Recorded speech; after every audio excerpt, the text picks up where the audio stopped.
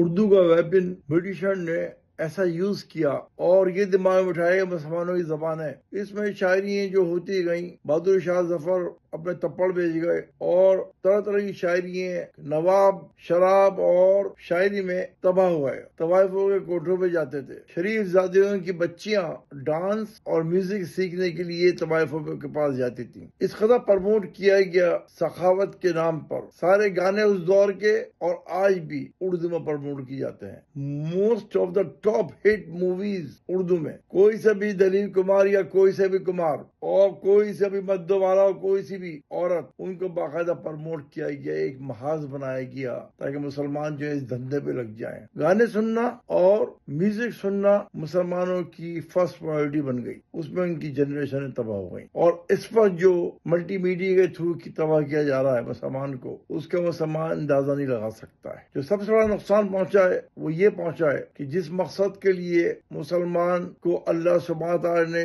جنت کی گارنٹی دی ہے، وہ مقصد کیا ہے کہ اللہ کی فرمانبرداری کرو اور سیکھو قرآن اور سکھاؤ لوگوں کو قرآن. قرآن سیکھنے سکھانے سے کیا فائدہ ہوگا، یہ دماغ میں آتا ہے ان لوگوں کے جو لوگ ویسٹرن تعلیم سے امپریس ہیں، بلینک ہے. سوسائٹی سنبھلتی ہے، شرابی شرابی رہتا، جواری جواری رہتا، بدماش بدماش رہتا.